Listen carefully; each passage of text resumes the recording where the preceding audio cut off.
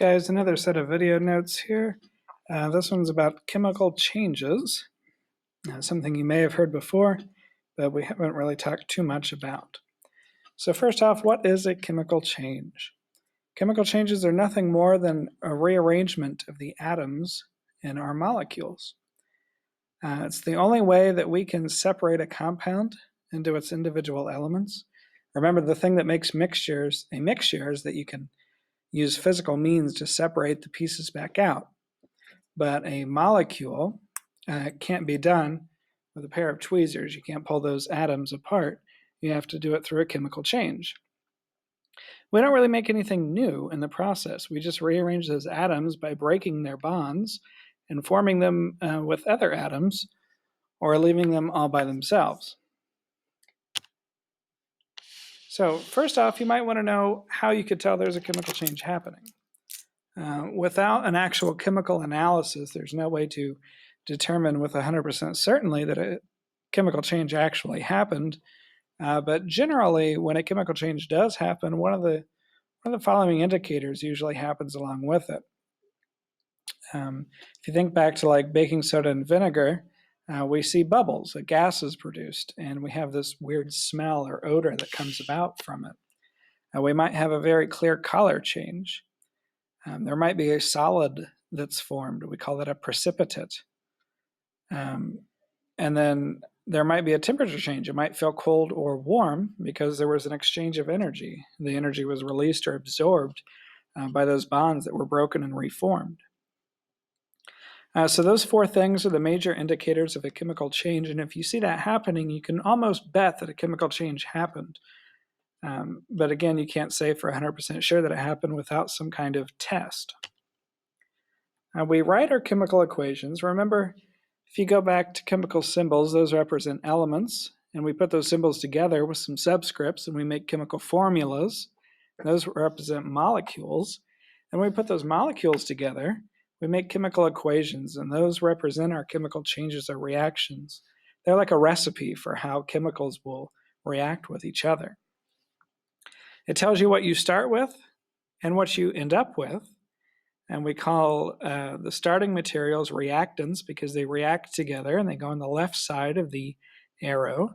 And then the things that we end up with we call products because they're produced. Also, if you look at a chemical equation, we still have those subscripts from before for each molecule, and those always stay the same. That tells us how many of those atoms are bonded together for each element. That doesn't change, otherwise you change what you have as far as its identity.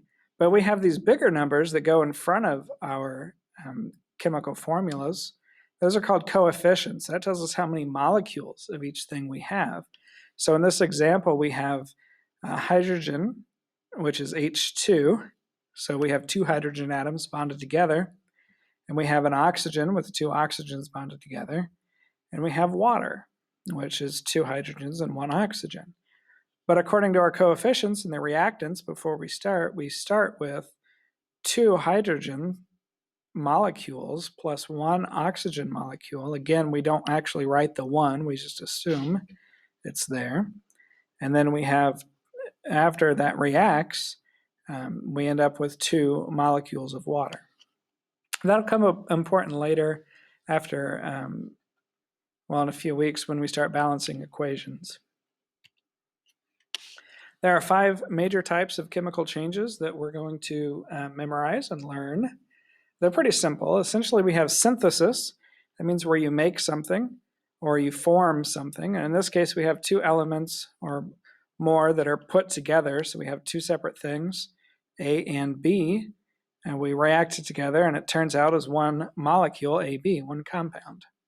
Or the exact opposite of that is decomposition, where they split apart into the separate elements. It breaks apart or decomposes. A little trickier is a single replacement, and that's when you have one element replaces a different element in the compound. So we have compound AB plus the element C. And the C replaces that B and kicks B out by itself, and you have AC plus B. So we just rearrange the atoms that we had but we only rearranged one of those elements. Now, if we had two elements that switch places, that's called a double replacement. In this case, we switched B with D, and D went in the B slot instead of just being separate.